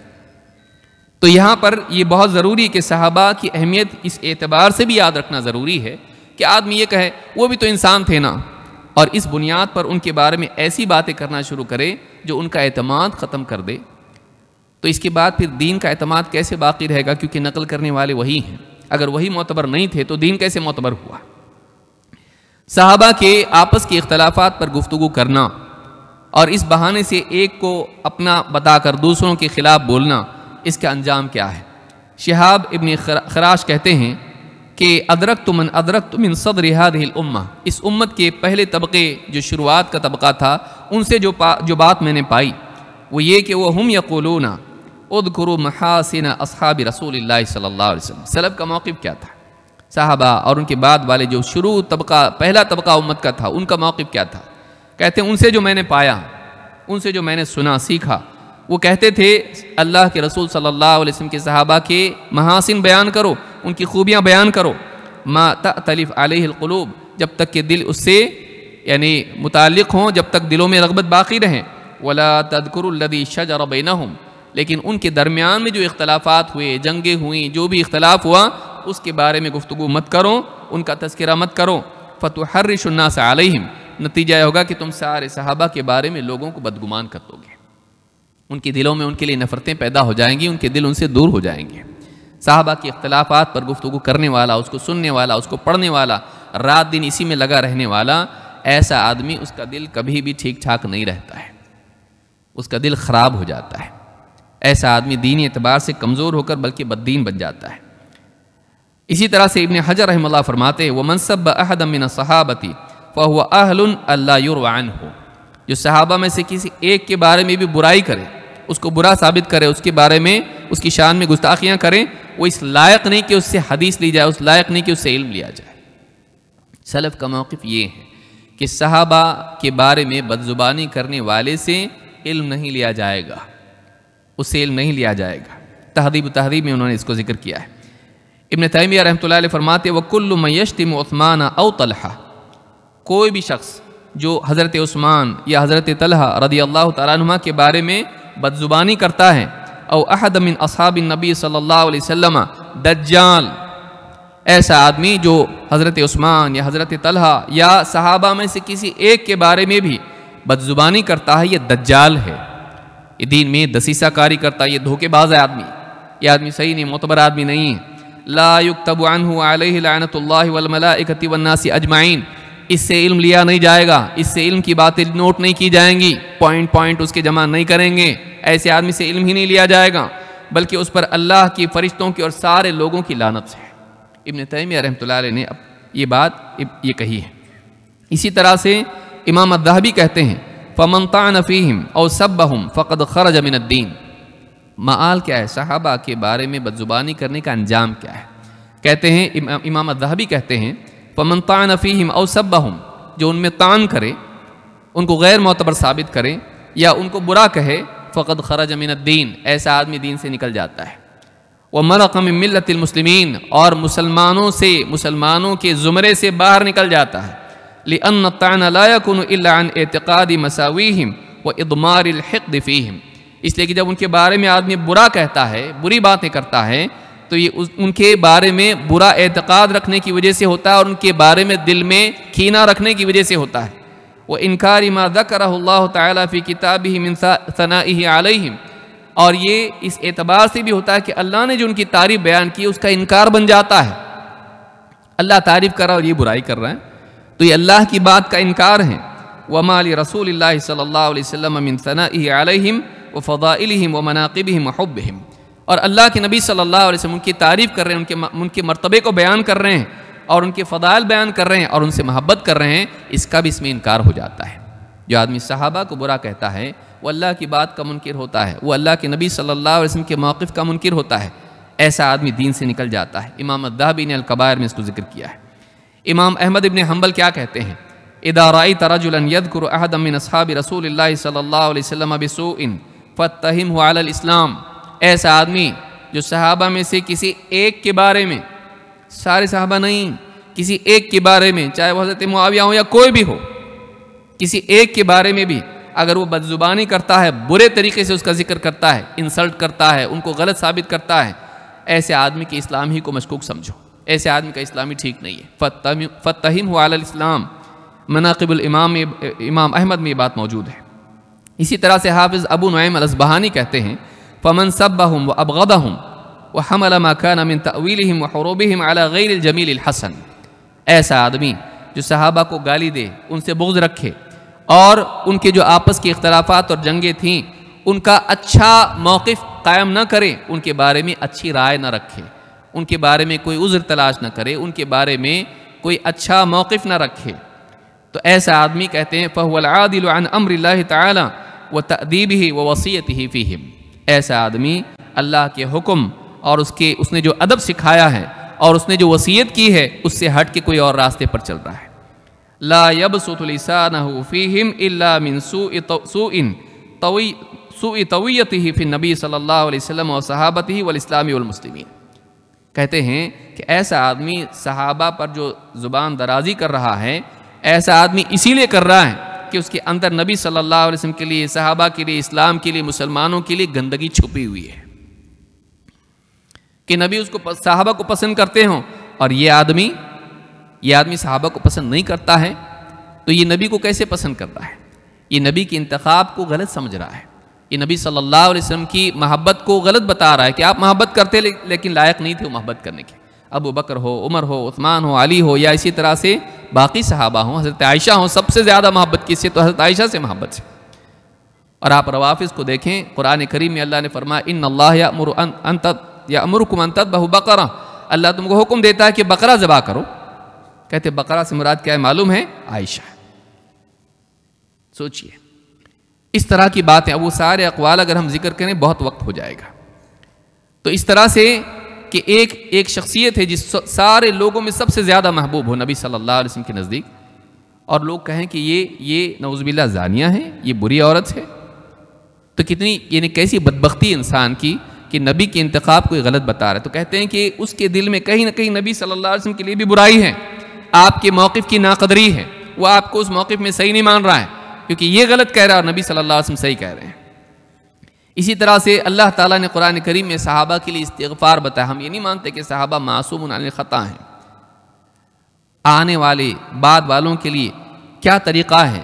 اللہ نے فرمایا قرآن کریم میں والذین جاءوا من بعدهم یقولون ربنا اغفر لنا ولإخواننا الذین سبقونا بالایمان ولا تجعل في قلوبنا غلا للذین آمنوا ربنا انک رؤوف رحیم. صحابہ کا ذکر کر کے اللہ نے کہا، مہاجرین کا ذکر کیا، انصار کا ذکر کیا، اور کہا ان کے بعد آنے والوں کا حال یہ ہے کہ جو ان کے بعد آئے وہ کہتے ہیں اے ہمارے رب ہماری مغفرت کر دے اور ہمارے ان بھائیوں کی مغفرت کر دے جو ہم سے پہلے ایمان میں سبقت لے گئے، اور اے اللہ ہمارے دلوں میں ان کے لیے کوئی کھوٹ پیدا ہونے نہ دے. ہم سے جو پہلے مسلمان ہوئے، جو سب سے پہلے مسلمان ہوئے، ان کے لیے ہمارے دل میں کوئی کھوٹ پیدا ہونے نہ دے. تو یہ جو آیت ہے اس میں ہم کو یہ بتایا گیا کہ بعد والوں کا طریقہ یہ ہے کہ ان کو اپنے اللہ سے دعا کرنا چاہیے کہ اللہ ہمارے دل میں صحابہ کے لیے کوئی برائی آنے مت دے اور ہماری بھی مغفرت کر دے، اور جو کوتاہیاں کسی سے بھی ہوئی ہو انسان ہونے کے ناطے اے اللہ ان کی مغفرت کر دے. تو مغفرت کی دعا اور اپنے دل کی صفائی کی دعا بعد والوں کو کرنا چاہیے، نہ یہ کہ ان پر لعنت کریں اور اپنے دلوں میں کینہ کو اور بڑھاتے رہیں، پودے کو پیڑ بنائیں. یہ طریقہ مسلمانوں کا نہیں ہے. حضرت عائشہ رضی اللہ تعالیٰ فرماتی ہیں، عروہ سے انہوں نے کہا یا ابن اختی، اے میرے بھانجے، امروا ان یستغفروا لاصحاب النبی صلی اللہ علیہ وسلم فسبہم، ان لوگوں کو یہ حکم دیا گیا تھا کہ وہ نبی صلی اللہ علیہ وسلم کے صحابہ کے لیے استغفار کریں. قرآن میں اللہ نے یہ حکم دیا تھا استغفار کرو. کوتاہی سبھی سے ہوتی ہے، کمیاں سب سے ہوتی ہیں، لیکن استغفار ان کے لیے کرو. لیکن انہوں نے ان کو گالیاں دی ہیں، انہوں نے ان کو برا کہا، جو حکم دیا تھا وہ نہیں کیا بلکہ اس کے برعکس دوسرا کام کیا. یہ امام مسلم نے اس کو روایت کیا ہے. امام النووی رحمۃ اللہ علیہ فرماتے ہیں وَعَلَمْ أَنَّ سَبَّ الصَّحَابَةِ رضی اللہ عنہم حرام من فواحش المحرمات. امام النووی کہتے ہیں جان لو اچھی طرح سے کہ صحابہ کو گالی دینا یا صحابہ کو برا کہنا، ان کی شان میں گستاخی کرنا حرام ہے، اور حرام فواحش میں سے ہے. سواء من لابس الفتن منہم وغیرہ، چاہے ایسا آدمی ہو صحابہ میں سے جو جنگ میں کسی فتنے کے دور میں جنگ میں شریک ہوا ہو یا کوئی اور ہو، کسی بھی صحابی کے لیے زبان دراز نہیں کی جائے گی، اس کی برائی نہیں کی جائے گی، چاہے وہ جنگ میں شریک ہوا ہو. آپس کی جنگ صحابہ میں جنگیں ہوئی، لیکن ان میں سے کوئی بھی صحابی ہو چاہے جنگ میں شریک ہوا ہو یا نہ ہوا ہو فتنے کے دور میں، صاحب علماء نے اس کو کہا کہ وہ فتنہ تھا، جو کچھ بھی ہوا وہ فتن کے اندر آتا ہے، اور اس میں اکثر انسان سے کچھ نہ کچھ غلطی ہو جاتی ہے. اللہ رب العالمین نے ان کی مغفرت کا وعدہ کر دیا ہے، ان کے لیے جنت کا وعدہ کر دیا ہے. تو بعد والوں کے لیے کیا ہے؟ کہتے ہیں کہ اس میں چاہے وہ کوئی فتنے میں مبتلا ہوا ہو یعنی جنگ میں یا نہ ہوا ہو، کسی کی بھی بارے میں بدزبانی نہیں کر سکتا ہے، اور یہ حرام ہے. لأنہم مجتہدون فی تلک الحروب متأولون، اس لیے کہ ان جنگوں میں یہ مجتہد تھے، متأول تھے. حالات ایسے پیدا ہوئے کہ ان کو دو میں سے ایک چننا پڑا. کیا کریں؟ انہوں نے اجتہاد کیا اور اجتہاد کر کے ان کو ایک قدم اٹھانا پڑا. اور مجتہد کے لیے اللہ کی طرف سے معاملہ ہے کہ اگر مجتہد کا اجتہاد صحیح ہو تو اس کو 2 اجر ملتے ہیں، اور اگر خطا ہو جائے تو بھی 1 اجر ملتا ہے. اللہ کے نزدیک وہ مأجور ہوتا ہے، لیکن بعد والے اس کو گناہگار مانے. اس سے بڑھ کے جہالت کیا ہو سکتی ہے؟ تو صحابہ کے بارے میں سلف کا موقف یہ ہے، اہل سنت والجماعت کا موقف یہ ہے کہ صحابہ کی جو آپس کی جنگیں ہوئیں وہ فتنے کے دور میں ہوئیں، ایک فتنہ تھا وہ، اور اس میں انہوں نے اجتہاد کیا، انہوں نے تأویل کی وجہ سے ایسا کیا. اور مجتہد کے بارے میں اللہ کا معاملہ یہ ہے کہ اگر غلطی بھی ہو جائے تو اس کو 1 اجر اپنے اجتہاد کا ملتا ہے. لہٰذا ان کے بارے میں ہم کو برا نہیں بولنا چاہیے، بلکہ اللہ تعالیٰ سے ان کے لیے استغفار کرنا چاہیے اور اللہ سے ان کے لیے دعا کرنی چاہیے، اپنے دلوں کی صفائی کا اہتمام کرنا چاہیے. امام الذہبی رحمۃ اللہ علیہ فرماتے ہیں من ذم اصحاب رسول اللہ صلی اللہ علیہ وسلم بالشیء واتبع اثراتهم وذکر عیبا واضافه الیہم کان منافقا، ایسا آدمی جو صحابہ کو برا کہے، ان کی مذمت کرے اور ان کی کمیوں کو اور ان کی کوئی کوتاہیاں یا کچھ بھی ایسی بات ان سے ہوئی ہو اس کی تلاش کرتا ہو، کچھ تو غلطی مل جائے، کچھ تو کوتاہی مل جائے، کچھ تو کمی مل جائے، ایسی بات مل جائے جو ان کو میں غلط ثابت کر دوں، وذکر عیبا، اور عیب کو ذکر کر کے اس عیب کو ان کے ساتھ جوڑ دے، کوئی بھی برائی اس کو صحابہ کے ساتھ جوڑ دے کہ ان میں برائی تھی، کہتے ہیں کان منافقا، ایسا آدمی منافق ہے۔ ایسا آدمی، کتنے سخت موقف ہیں، دیکھیں آپ اقوال دیکھیں سلف کے، اہل علم کے اقوال دیکھیں صحابہ کے بارے میں، کوئی لائٹ معاملہ نہیں ہے، چلتا ہے ہم رجال و نحن رجال، چلتا ہے نا، باقی لوگوں کے بارے میں بولتے ہیں، ان کے بارے میں کیوں نہیں بولیں گے، وہ بھی تو انسان تھے، نہیں بول سکتے آپ ایسا۔ اجتہادی خطا اس کو علماء تسلیم کرتے ہیں، اللہ کے نبی صلی اللہ علیہ وسلم بتا چکے ہیں اجتہادی خطا کسی سے بھی ہو سکتی، بڑی سے بڑی شخصیت بھی ہو، جس میں صحابہ بھی آتے ہیں، لیکن اجتہادی خطا میں اللہ کے نزدیک وہ مأجور ہوتے ہیں، ان کو ثواب ملتا ہے، اور آپ ان کی برائی کر رہے ہیں، آپ ان پر لعن طعن کر رہے ہیں، آپ ان کو ایسا تذکرہ ان کا کر رہے ہیں کہ ان کی شان گھٹا رہے ہیں، نہیں کرنا چاہیے۔ یہ بات امام الذہبی نے کہی ہے۔ اسی طرح سے امام النووی کہتے ہیں قال العلماء الاحادیث الواردۃ التي في ظاہرها دخل على صحابی یجب تأویلها، ایسی حدیثیں، بعض لوگ کہتے ہیں نا علی مرزا یا اس طرح کے جتنے لوگ ہیں، مولانا مودودی ہوں جیسے سید ابو الاعلی مودودی، کہا کہ جو روایتیں آئی ہیں نا ہم تو انہی کو نقل کر رہے ہیں۔ آپ نقل کر رہے ہیں لیکن اس کے بعد آپ کی کمنٹ اور آپ کی اس کے اوپر تفصیل جو آپ گفتگو کر رہے ہیں، سارا فساد اور گندگی اس میں، آپ کے اندر جو گندگی چھپی ہوئی ہے، حدیث آپ بیان کر رہے ہیں، آپ حدیث بیان کر کے روایت بیان تو نہیں کر رہے نا، محدثین نے روایت بیان کر دی، اس کے بعد تبصرے کرتے بیٹھے اس کے اوپر، انہوں نے روایت بیان کر دی اور مقصود ان روایت کا وہ بات نہیں تھی، کچھ اور بات تھی، شرعی مسئلہ اس میں بتانا تھا، لیکن چونکہ واقعہ آ گیا ہے انہوں نے بیان کر دیا جیسی روایت ان تک پہنچی۔ لیکن بعد والے یہ بہانہ بنا کے کہ محدثین نے روایتیں بیان کی ہیں، روایت بیان کریں، اس کے بعد تبصرے کا پٹارا کھول کے بیٹھ جائیں اور ایسے تبصرے کریں جو اخلاق سے بھی گرے ہوئے ہوں اور جس سے دین میں شک پیدا ہوتا ہو اور صحابہ کے بارے میں اعتماد ختم ہوتا ہو، اور اپنی رائے کو روایت کے ساتھ جوڑ کے بیان کریں، یہ کہاں سے جائز ہو سکتا ہے، یہ کیسے صحیح ہو سکتا ہے؟ تو اس باب میں آپ دیکھیں امام النووی کیا کہتے ہیں، کیونکہ روایتیں بیان کرنی پڑتی ہیں، وہ ساری جو صحابہ کے اختلاف کی آئی ہیں، امانت داری کا تقاضا ہے، لیکن جب اس پر ہم گفتگو کریں گے تو کیسے گفتگو کریں؟ ایسے انداز میں کہ جو صحابہ کے لیے منفی انداز ہو۔ کہتے ہیں ایسی روایات، ایسی احادیث جو حدیث کی کتابوں میں موجود ہیں، ان کو بیان جب کر رہے ہیں، التی فی ظاہرہا دخل علی صحابین، جس کے ظاہر میں دکھائی دیتا ہو کہ صحابی کے بارے میں کچھ دل میں فساد اور بگاڑ پیدا ہو سکتا ہے، کہتے ہیں یجب تأویلہا، ایسی احادیث کی تأویل کی جائے گی، نہیں مراد یہ نہیں ہوگی، ان کا مطلب یہ نہیں ہوگا، ایسا نہیں، ایسا ہوگا، ایسا موقف اختیار کیا جائے گا جس سے صحابی کے بارے میں دل میں بدگمانی نہ آئے، کیونکہ وہ نیک لوگ تھے۔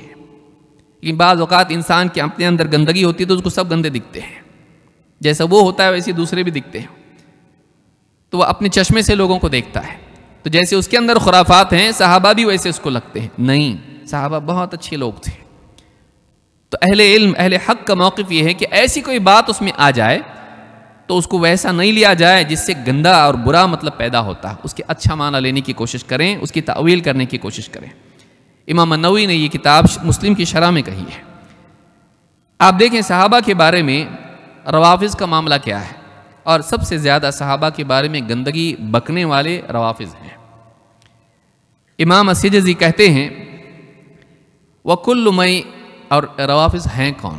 رافضی کہتے کس کو ہیں؟ کہتے ہیں وَكُلُّ مَن يُبْغِضُ أَبَا بَكْرٍ وَعُمَرَ وَعُثْمَانَ رضی اللہ عنہم او واحدا منہم، ہر وہ شخص جو ابو بکر، عمر، عثمان رضی اللہ تعالیٰ عنہ مجمعین، ان سے بغض رکھتا ہو یا ان میں سے کسی ایک سے بغض رکھتا ہو، وَأَنْكَرَ إِمَامَتَهُ، یا ان کی امامت کا انکار کرے، وَتَقَدُّمَهُ، یا ان کے سب پر مقدم ہونے کا انکار کرے، وَفَضْلَهُ، ان کی فضیلت کا انکار کرے جو احادیث میں آئی ہیں اور قرآن میں بھی آئی ہیں، فَهُوَ رَافِضِي، ایسا آدمی رافضی ہے۔ جو ابو بکر و عمر و عثمان رضی اللہ تعالیٰ عنہم سے یا ان میں سے کسی ایک سے دل میں بغض رکھے اور ان کی فضیلت کا انکار کرے، ان کے مقدم ہونے کا حضرت علی پر انکار کرے اور بغض رکھے، ایسا آدمی کیا ہے؟ ایسا آدمی رافضی ہے۔ سمعانی کہتے ہیں واجتمعت الامامیۃ علی تضلیل الصحابہ، سارے امامیہ روافض کو کہتے ہیں، جو حضرت علی کی امامت کے قائل ہیں۔ روافض کہتے ہیں کہ سب کے سب جمع ہیں صحابہ کے گمراہ ہونے پر۔ وہ کہتے ہیں سارے صحابہ نبی صلی اللہ علیہ وسلم کے بعد کیا ہو گئے؟ مرتد ہو گئے، نعوذ باللہ۔ گنتی کے کچھ لوگوں کے نام لیتے ہیں، باقی سارے کے سارے مرتد ہو گئے۔ حیث جعلوا الامامۃ لغیر علی، یہ سب گمراہ ہو گئے، غلط ہو گئے۔ کیسے؟ اس لیے کہ انہوں نے حضرت علی کی بجائے کسی اور کو حاکم بنا دیا، خلیفہ بنا دیا، امام بنا دیا۔ واجتمعت الامۃ علی تکفیر الامامیہ، کہتے اس پوری امت کا اتفاق ہے کہ امامیہ کافر ہیں، لأنہم یعتقدون تضلیل الصحابہ، اس لیے کہ اس بات کا عقیدہ رکھتے ہیں کہ سارے صحابہ گمراہ ہو گئے۔ وینکرون اجماعہم وینسبونہم الی ما لا یلیق بہ، کہتے ہیں وہ اس کا انکار کرتے ہیں، یہ جو اجماع ہوا ہے، وینکرون اجماعہم، اور ان کا اجماع جو ہوا ابو بکر صدیق رضی اللہ تعالیٰ عنہ پر یا دوسرے معاملات میں، اس کا انکار کرتے ہیں، اور ایسی باتیں صحابہ کے بارے میں کہتے ہیں جس کا بیان کرنا بھی لائق نہیں، اور وہ ان کے لائق نہیں جن کے بارے میں بتایا جا رہا ہے۔ تو صحابہ کے بارے میں یہ عقیدہ رکھنا، امامیہ، روافض، شیعہ جس کو آج ہم کہتے ہیں، ان کے اندر آپ کو عام طور سے دکھائی دے گا۔ روافض وہ ہیں جو صحابہ پر لعن طعن کریں اور خاص طور سے ابو بکر و عمر رضی اللہ تعالیٰ عنہ کے بارے میں بدزبانی کریں، ان کے بارے میں دل ان کے صاف نہ ہو۔ ملا علی القاری کہتے ہیں یعتقدون کفر اکثر الصحابہ، روافض اکثر صحابہ کو کافر مانتے ہیں، فضلا عن سائر اہل سنت والجماعہ، اہل سنت والجماعت کو تو چھوڑ دو، اس صحابہ میں سے اکثر کو کافر مانتے ہیں۔ فہم کفرۃ بالاجماع بلا نزاع، اس میں کوئی اختلاف نہیں، ایسا عقیدہ رکھنے والے ان کے کفر پر سب کا اجماع ہے۔ مرقات میں انہوں نے بات کہی ہے۔ ان میں سے آپ دیکھیں اہل سنت کے یہاں پر یہ گفتگو کہاں سے چھڑی؟ عام طور سے یہ چیز شیعہ میں پائی جاتی تھی، روافض میں پائی جاتی تھی۔ مولانا مودودی نے، سید ابو الاعلیٰ مودودی نے یہ دروازہ کھولا، خلافت و ملوکیت کتاب لکھی اور اس میں خاص طور سے حضرت عثمان رضی اللہ تعالیٰ عنہ کو ہدف بنایا اور ان کے بارے میں ایک دروازہ کھول دیا کہ لوگ اس پر کمنٹ کرنے لگے ہیں، ان کی کمزوری کو بتایا کہ یہ کمزور تھے، جس ذمہ داری پر اللہ نے ان کو یعنی خلیفہ بنے وہ ذمہ داری ٹھیک سے نبھائی نہیں انہوں نے۔ اور یہ صرف اجتہاد کا معاملہ نہیں تھا، یہ بتایا کہ انہوں نے اقربا پروری، اپنے رشتہ داروں کو ہی بڑے بڑے عہدے دیے اور انہوں نے جو کرنا چاہیے تھا نہیں کیا، اور مال جو بیت المال کا تھا وہ ایسے لٹایا اور بہت ساری باتیں کی۔ اپنی کتاب میں لکھتے ہیں خلافت و ملوکیت میں، ساری باتیں بیان کرنا مناسب بھی نہیں ہے، کہتے لیکن اس کے بعد یعنی پہلے زمانے میں ایسا تھا کہ صحابہ ابو بکر عمر رضی اللہ تعالیٰ عنہ اپنے رشتہ داروں کو عہدے نہیں دیتے تھے۔ تو یہ جو پرمپرا ہے، یہ جو طریقہ ہے، یہ جو روایت ہے، یہ توڑنے والا کون تھا؟ حضرت عثمان۔ کہتے ہیں لیکن اس کے بعد جب حضرت عثمان جانشین ہوئے تو رفتہ رفتہ اس پالیسی سے ہٹتے چلے گئے، اس پالیسی سے وہ ہٹتے چلے گئے۔ انہوں نے پے در پے اپنے رشتہ داروں کو بڑے بڑے اہم عہدے عطا کیے اور ان کے ساتھ دوسری ایسی رعایتیں کیں جو عام طور پر لوگوں میں ہدف اعتراض بن کر رہی ہیں۔ جو پہلے دو شیخین ابو بکر و عمر رضی اللہ تعالیٰ عنہ جس راستے پر تھے، دھیرے دھیرے دھیرے حضرت عثمان اس راستے سے ہٹتے چلے گئے، خلافت کی اتنی بڑی ذمہ داری میں، اور انہوں نے کیا کیا؟ اپنوں کو بانٹا، دوسروں کو کاٹا، جتنے ان کے قریبی رشتہ دار تھے بڑے بڑے عہدے ان کو دیے اور ان کے ساتھ بہت ساری ایسی رعایتیں کیں جس کی وجہ سے لوگ ان سے ناراض ہو گئے۔ لیکن آپ دیکھیے آگے جا کر، یہ خلافت و ملکیت میں صفحہ نمبر 106 پہ لکھا ہوا ہے، کسی کو دیکھنا تو گھر جا کے دیکھ سکتا ہے۔ لیکن آپ دیکھیے خود ہی آگے جا کے کیا لکھتے ہیں۔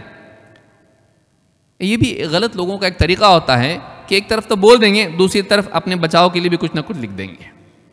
کہتے ہیں اس سے کوئی شخص انکار نہیں کر سکتا کہ اپنے خاندان کے جن لوگوں کو سیدنا عثمان رضی اللہ تعالیٰ نے حکومت کے مناصب دیے، انہوں نے اعلیٰ درجے کی انتظامی اور جنگی قابلیتوں کا ثبوت دیا اور ان کے ہاتھوں بہت سی فتوحات ہوئیں، لیکن ظاہر ہے کہ قابلیت صرف انہی لوگوں میں نہ تھی، دوسرے لوگ بھی بہترین قابلیتوں کے مالک موجود تھے اور ان سے زیادہ خدمات انجام دے چکے تھے۔ یعنی جن کو انہوں نے دی ذمہ داریاں، اس کا بھی انکار نہیں کر سکتے کہ انہوں نے بڑی بڑی فتوحات کی ہیں، بڑے بڑے کارنامے انجام دیے، اور ان کے اندر بہت ساری قابلیتیں تھیں، تو بتائیے جب ان کو دیا تو کیا غلط کیا؟ لیکن کیا کہہ رہے ہیں، ان سے زیادہ لائق بھی لوگ تھے۔ تو بھئی یہ تو کسی کے بارے میں بھی ہو سکتا ہے کہ آپ بھی اگر کسی کو کوئی ذمہ داری دیں تو کوئی دوسرا لا کے کھڑا کرے گا، یہ اس سے زیادہ لائق ہے، اس کو دیجئے۔ تو ایک آدمی، ایک شخص ایسے مشکل حالات میں جب فیصلے کرتا ہے، کچھ نہ کچھ اس کو انتخاب کرنا پڑتا ہے۔ انہوں نے اس وقت کی مصلحت کو سمجھا جو ہمارے سامنے نہیں ہے۔ کیا وہ اس لائق نہیں تھے؟ کیا نبی صلی اللہ علیہ وسلم نے ان کو جو کہا تھا، جیسے آگے حدیث آئے گی، کیا وہ خلافت کے لائق نہیں تھے؟ بتانا آپ کیا چاہ رہے ہیں کہ وہ آگے ایسی ذمہ داری پر جو وہ لائق نہیں تھی نبھانے کی، نعوذ باللہ۔ جو بھی خلیفہ حضرت ابو بکر ہوں، حضرت عمر ہوں، یا اسی طرح سے حضرت عثمان ہوں، جو بھی فیصلے انہوں نے اپنے دور میں کیے، واقعی اس لائق تھے کہ اس ذمہ داری کو نبھائیں۔ اس دور میں جو فتنے ہوئے، ان فتنوں میں بہت سارے نقصانات مسلمانوں کے ہوئے، لیکن ان کے فیصلے جو تھے، انہوں نے جو فیصلے کیے، واقعی وہ لائق فیصلے تھے، صحیح فیصلے تھے۔ آپ دیکھیے اللہ کے نبی صلی اللہ علیہ وسلم نے کیا کہا تھا۔ حضرت عثمان سے کہا تھا، یا عثمان ان واللہ اللہ ھذا الامر یوما، ایک دن جب اللہ تعالیٰ تم کو یہ ذمہ داری دے خلافت کی، مسلمانوں کے امور کی، فارادک المنافقون ان تخلع قمیصک، اور منافق کوشش کریں کہ تم سے اب تمہاری قمیص چھین لیں، یعنی خلافت کی ذمہ داری تم سے لے لیں، چھینیں۔ الذی قمصک اللہ، جو اللہ نے تم کو پہنائی ہے، فلا تخلعہ، اس کو اتارنا مت۔ یعنی آپ دیکھیے نبی صلی اللہ علیہ وسلم اس بات کو جانتے تھے یہ لائق ہے، اور لوگ یہ چھیننے کی کوشش کریں گے، چھوڑنا مت اس کو، اس قمیص کو اتارنا مت۔ ابن ماجہ نے اس کو روایت کیا ہے۔ بلکہ ایک اور روایت میں آپ دیکھیے فتنوں کے دور میں بھی حضرت عثمان صحیح تھے، یہ خود اللہ کے نبی صلی اللہ علیہ وسلم پہلے بتا چکے تھے۔ کعب ابن عجرہ کہتے ہیں، کنت عند رسول اللہ صلی اللہ علیہ وسلم فذکر فتنة فقربها، میں اللہ کے نبی صلی اللہ علیہ وسلم کی خدمت میں حاضر تھا، آپ نے ایک فتنے کا ذکر کیا اور بتایا کہ وہ فتنہ بہت قریب ہے، فتنہ بہت قریب ہے۔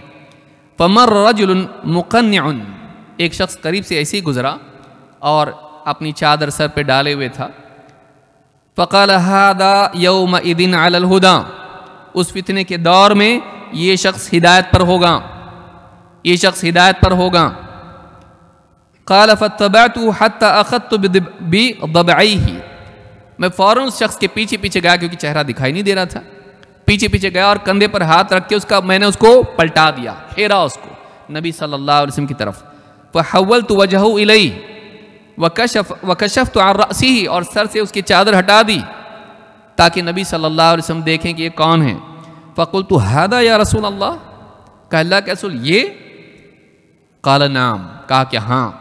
فاذا هو عثمان ابن عفان رضی اللہ عنہ، دیکھا تو کون تھے؟ فتنے کے دور میں یہ آدمی ہدایت پر ہوگا، نبی صلی اللہ علیہ وسلم پہلے بول چکے تھے۔ جو فتنہ آیا اور نبی صلی اللہ علیہ وسلم چھت پر چڑھے گھر کے اوپر، اور آپ نے کہا کہ میں دیکھتا ہوں کہ فتنے تم پر بالکل جیسے بارش کے قطرے ہوتے ہیں اترتے ہیں، ویسے فتنے تم پر نازل ہو رہے ہیں۔ ابن حجر رحمہ اللہ نے فتح الباری میں کہا کہ یہ اس طرف اشارہ ہے کہ حضرت عثمان رضی اللہ عنہ کا قتل ہوگا، اس دور کے فتنے کی بات ہو رہی ہے، اور وہیں سے سارے بعد کی جتنے فتنے اس کی بنیاد حضرت عثمان کا قتل رہا۔ بعد میں آپ جتنے بھی فتنے دیکھیں، جتنی جنگیں ہوئیں، جو بھی ہوا، کہیں نہ کہیں اس کی بنیاد آپ کو ملے گی حضرت عثمان رضی اللہ عنہ کا قتل۔ تو آپ دیکھیں اس فتنے کے دور میں آپ نے بتایا فتنے آئیں گے اور وہ قریب ہے کہ فتنہ آئیں، ظاہر ہو، آپ نے فرمایا کہ اس زمانے میں، اس دور میں یہ شخص ہدایت پر ہوگا۔ بتائیے، جس کے بارے میں نبی صلی اللہ علیہ وسلم کہہ چکے ہیں کہ یہ ہدایت پر ہوگا فتنوں میں، اور اسی کو بنیاد بنا کر ان کو غیر معتبر ثابت کر دیا جائے کہ وہ اس پالیسی سے ہٹے چلے گئے جس پر پہلے شیخین تھے، اور پھر اعتماد ان کا ختم کر دیا جائے، اور آج اسی سے سارے لوگ بعد میں آنے والے جتنے ہی، وہی خلافت و ملوکیت ہے، جیسے کہ مرزا وغیرہ جو کہتے ہیں سب سے اچھی کتاب ہے جس موضوع پر لکھی گئی، ان کے دل میں گندگی ہے، کہیں نہ کہیں بگاڑ ہے۔ یہ حدیث مسند احمد میں موجود ہے، ترمذی میں موجود ہے، ابن ماجہ میں موجود ہے، اور الفاظ احمد کے ہیں۔ حضرت علی رضی اللہ تعالیٰ عنہ کے بارے میں دو لوگ گمراہ ہوئے، ان سے محبت کرنے والے، ان سے نفرت کرنے والے۔ ایک طرف روافض ہیں، شیعہ ہیں، اور دوسری طرف خوارج ہیں، نواصب۔ ابو البختری کہتے ہیں قال علی رضی اللہ عنہ، یہ نہیں کہ محبت کرنے والا کامیاب ہو گیا اور نفرت کرنے والا ناکام، نہیں، محبت کرنے والا بھی ناکام ہو سکتا ہے اگر غلو کرے. ہم بھی محبت کرتے ہیں لیکن غلو نہیں کرتے ہیں، ان کا مقام ان کو دیتے ہیں، دوسرے کا مقام ان کو نہیں دیتے ہیں، اور ان کا مقام کسی اور کو نہیں دیتے ہیں. کہتے ہیں قال علی رضی اللہ عنہ لا يحبنی قوم حتی يدخلهم حبی النار. کچھ لوگ مجھ سے محبت کرنے والے ہوں گے لیکن ان کی یہ محبت انہیں جہنم میں لے جائے گی. ولا يبغضنی اقوام حتی يدخلهم بغضی النار. اور بعض لوگ مجھ سے نفرت کریں گے اور ان کی نفرت انہیں جہنم میں لے جائے گی. یہ نہیں کہ صرف نفرت کرنے والا جہنم میں جائے گا، محبت کرنے والا بھی جائے گا. کیسی محبت؟ ایسی محبت جو اصول اور ضابطے اور شریعت کے خلاف ہو. آج آپ روافض کو دیکھیں، حضرت علی کو اور اماموں کو اپنا معبود بنا دیا ان لوگوں نے. ایسے ایسے عقائد جو انبیاء کے بارے میں نہیں، انبیاء سے بھی مرتبہ بڑھا دیا، بلکہ ایسے بھی جاہل اس میں پیدا ہوئے روافض میں اور شیعہ میں جنہوں نے کہا کہ جبریل نے غلطی کر دی، دینا تھا ان کو نبوت، نبی صلی اللہ علیہ وسلم کو دے دیا. وہ سارے اقوال اور سارے حوالے دینے کا وقت نہیں. اور یہ ایسی چیزیں ہنس رہے ہیں کئی لوگ، واقعی اس لائق ہی ہے. بعض چیزیں ایسی ہوتی ہیں کہ وہ ہنسی کے لائق ہوتی، کہاں سے کوئی نہ کوئی جاہل بول دیتا ہے اس کو. کوئی نہ کوئی ہمیشہ ایسا ہوگا جو اتنی بیہودہ بات کرے گا. تو ایسی بھی باتیں لوگوں نے کی ہیں اور اس سے گھٹیا باتیں بھی ان لوگوں نے کی ہیں. یہ جو روایت ہے السنہ میں ابن ابی عاصم نے اس کو روایت کیا ہے. حضرت عائشہ رضی اللہ تعالیٰ کے بارے میں روافض کا موقف بہت زیادہ گھٹیا ہے اور ان کے بارے میں بہت ساری بدزبانیاں وہ کرتے ہیں. ساری تفاصیل میں ہم نہیں جائیں گے، لیکن ایک خاص مسئلہ ایسا جس کے اندر اللہ نے ان کی برات کی ہے، اس معاملے میں بھی ان کو مجرم قرار دیتے ہیں. حضرت عائشہ رضی اللہ تعالیٰ عنہ پر زنا کا الزام لوگوں نے لگایا، اس زمانے کے منافقین اور بعض مسلمان بھی اس میں شامل ہو گئے. بعد میں اللہ تعالیٰ کی طرف سے تنبیہ آئی اور اللہ نے برات نازل کر دی اور اللہ تعالیٰ نے بتایا کہ حضرت عائشہ پاک ہیں اس گناہ سے، اس برائی سے جو منافقین ان کی طرف منسوب کرتے ہیں. مسلمان بھولے بھالے بعض اوقات غلط فہمی میں ایک غلط پروپیگنڈے کا شکار ہو جاتے ہیں، اس زمانے میں بھی ہوئے. لیکن اللہ کی طرف سے تنبیہ آنے کے بعد، برات آنے کے بعد سارے مسلمان بالکل واقعی انہوں نے اپنے اس موقف میں اپنی اصلاح کر لی. اب اس کے بعد اگر اس بارے میں کوئی بولتا ہے، حضرت عائشہ کے بارے میں غلط بیانی کرتا ہے، ایسا آدمی کافر ہے. اس بارے میں اہل سنت والجماعت کا اجماع ہے. ابن عباس رضی اللہ تعالیٰ عنہ کہتے ہیں، انہوں نے حضرت عائشہ سے کہا وَأَنزَلَ اللَّهُ بَرَاءَتَكِ مِن فَوْقِ سَبْعِ سَمَوَاتٍ جَاءَ بِهِ الرُّوحُ الْأَمِينُ. اور آپ کا مقام یہ ہے، حضرت عائشہ سے کہا کہ اللہ تعالیٰ نے 7 آسمانوں کے اوپر سے آپ کے بری ہونے کا پروانہ نازل کر دیا جس کو روح الامین لے کر آئے. جبریل اس آیت کو، اس صورت کو لے کر آئے، سورہ النور، جس میں آپ کے بری ہونے کا اللہ نے اعلان کر دیا کہ جو تہمت آپ پر لگائی جا رہی ہیں آپ اس سے پاک ہیں. امام احمد نے اس کو روایت کیا ہے. اللہ تعالیٰ نے قرآن کریم میں فرمایا ان الذین یرمون المحصنات الغافلات المؤمنات لعنوا فی الدنیا والآخرۃ ولہم عذاب عظیم. جو لوگ بھولی بھالی ایمان والی عورتوں پر تہمت لگاتے ہیں دنیا میں بھی ان پر لعنت ہے اور آخرت میں بھی، اور ایسے لوگوں کے لیے بہت ہی بھیانک عذاب ہے. یہ سورہ نور میں اللہ نے کہا. ابن عباس کہتے ہیں ان الذین یرمون المحصنات الغافلات، یہ جو آیت ہے کہتے ہیں نزلت فی عائشہ خاصۃ، یہ آیت خاص حضرت عائشہ کے بارے میں نازل ہوئی، اور پھر وہ لوگ بھی اس میں شامل ہیں جو بعد میں آتے ہیں. لیکن اصلاً آیت آئی کس کے بارے میں؟ معلوم ہوا کہ اللہ تعالیٰ نے ان کو کہا کہ یہ بری ہیں، ان پہ تہمت لگانے والے لعنت کے حقدار ہیں اور آخرت میں عذاب کے حقدار ہیں. ابن ابی حاتم نے اس کو روایت کیا ہے. بلکہ اللہ تعالیٰ نے فرمایا یعظکم اللہ ان تعودوا لمثلہ ابدا ان کنتم مؤمنین. اللہ تعالیٰ تم کو تنبیہ کر رہا ہے کہ تم دوبارہ اس چیز کی طرف کبھی لوٹنا مت. جو بات تم نے کہی، کبھی یہ موقف تمہارا نہیں ہونا چاہیے، کبھی یہ تہمت تم آئندہ نہیں لگاؤ گے، کبھی یہ بات تم نہیں کہو گے اگر واقعی تم ایمان والے ہو تو. یعنی ایمان کا واسطہ دے کر اللہ تعالیٰ نے بات کہی کہ اگر واقعی ایمان والے ہو تو اس کے بعد کبھی واپس یہ بات دہراؤ گے نہیں. اس باب میں ابن تیمیہ رحمۃ اللہ علیہ فرماتے ہیں فَأَمَّا مَنْ سَبَّ أَزْوَاجَ النَّبِي صلی اللہ علیہ وسلم قال القاضی ابو یعلا، جو نبی صلی اللہ علیہ وسلم کے ازواج کو برا کہتا ہے، قاضی ابو یعلا کا کہنا ہے من قذف عائشہ بما برأہ اللہ منہ کفر بلا خلاف. اللہ تعالیٰ کی برات کے نازل کرنے کے بعد اگر کوئی حضرت عائشہ کے اوپر تہمت لگاتا ہے زنا کی نعوذ باللہ، تو ایسا آدمی، اس میں کوئی اختلاف نہیں کہ ایسا آدمی کفر کا مرتکب ہوا. وقد حكى الاجماع على هذا غیر واحد وصرح غیر واحد من الائمة بهذا الحكم. کئی ائمہ نے اور کئی علماء نے اس پر اجماع نقل کیا ہے کہ اگر کوئی آدمی بعد میں حضرت عائشہ پر تہمت لگاتا ہے ایسا آدمی کافر ہے. ابن کثیر رحمۃ اللہ علیہ فرماتے ہیں وقد اجمع العلماء رحمہ اللہ قاطبۃ على ان من سبها بعد هذا ورماها بعد بما رماها به، سارے علماء کا اجماع ہے کہ اگر کوئی اس آیت کے نازل ہونے کے بعد حضرت عائشہ رضی اللہ تعالیٰ کو برا کہے اور یہ تہمت ان پر لگائے بعد هذا الذي ذکر فی هذه الآیہ فإنه کافر، ایسا آدمی کافر ہے، سارے علماء کا اتفاق ہے، لأنه معاند للقرآن، اس لیے کہ ایسا آدمی قرآن کا مخالف ہے۔ آپ دیکھیں یہ حضرت عائشہ کے بارے میں بعض لوگوں نے ابو ہریرہ رضی اللہ تعالیٰ کو ہدف بنایا، شیعہ نے تو بہت زیادہ کیا، بعض اوقات اہل سنت میں سے بھی بعض لوگوں نے اس طرح کی باتیں کہیں فقہی اعتبار سے، کچھ چیزیں سیاسی ہوتی ہیں، کچھ فقہی ہوتی ہیں، کچھ انکار حدیث کے باب سے ہوتی ہیں۔ فقہی اعتبار سے کیا ہوا؟ ابو ہریرہ فقیہ نہیں تھے، لہٰذا اگر ان کی حدیث قیاس کے خلاف ہو تو ہم قیاس کو لیں گے، حدیث کو نہیں لیں گے۔ کیوں؟ اس لیے کہ وہ فقیہ نہیں تھے۔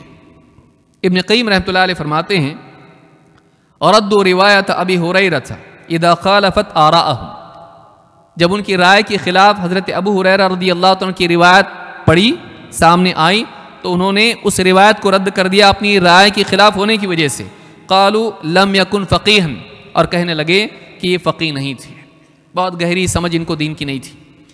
وقد افتى في زمن عمر بن الخطاب واقره على الفتوى، جبکہ ابو ہریرہ رضی اللہ عنہ کا حال یہ تھا کہ حضرت عمر بن خطاب رضی اللہ عنہ کے زمانے میں وہ فتویٰ دیا کرتے تھے اور حضرت عمر نے ان کے فتوے کو قبول کیا اور اس پر اقرار کیا۔ ان کے سامنے مفتی تھے جن کے بارے میں نبی صلی اللہ علیہ وسلم نے فرمایا کہ میرے بعد اگر کوئی نبی ہوتا تو عمر ہوتے، کتنی آیتیں ان کی موافقت میں نازل ہوئی، اور میرے بعد ان دو کی اقتدا کرو، ابو بکر و عمر، اتنے بڑے صحابی، ان کے سامنے خلیفہ مسلمانوں کے یہ فتویٰ دیا کرتے تھے۔ لیکن بعد میں آ کے لوگ کیا کہنے لگے، ان کی حدیث اگر رائے کے خلاف ہو، اجتہاد کے قیاس کے خلاف ہو، ہم قیاس کو لیں گے، ابو ہریرہ رضی اللہ عنہ کی حدیث کو نہیں لیں گے۔ تو بعض لوگوں نے اس طرح سے بھی صحابہ کی شان میں گستاخیاں کی ہیں۔ امام الذہبی کہتے ہیں ابو ہریرہ رضی اللہ عنہ کا تعارف کراتے ہوئے الامام الفقیہ المجتہد الحافظ صاحب رسول اللہ صلی اللہ علیہ وسلم ابو ہریرہ الدوسی الیمانی سید الحفاظ الاثبات، کہا سب سے پہلے کیا کہا؟ امام ہیں، فقیہ ہیں۔ تو اہل علم کے نزدیک، محدثین کے نزدیک، عام طور سے علماء کے نزدیک ابو ہریرہ رضی اللہ عنہ فقیہ ہے، لیکن بعض لوگوں نے ان کی روایتوں کو اس وجہ سے رد کر دیا، کہا یہ فقیہ نہیں ہے، قیاس کے خلاف ہو تو ان کی روایت ہم نہیں لیں گے۔ سب سے زیادہ صحابہ کے بارے میں زیادہ تر موجودہ دور میں جن کو ہدف بنایا گیا اور جا رہا ہے وہ حضرت معاویہ ہیں۔ یہ حضرت معاویہ رضی اللہ تعالیٰ عنہ ہے۔ ان کے بارے میں کیا فضیلت ہے؟ یہ اللہ کے نبی صلی اللہ علیہ وسلم کے کاتب تھے، آفیشل آپ کی طرف سے خطوط اور معاملات اور دینی بلکہ وحی لکھنے والے تھے اللہ کے نبی صلی اللہ علیہ وسلم کی موجودگی میں۔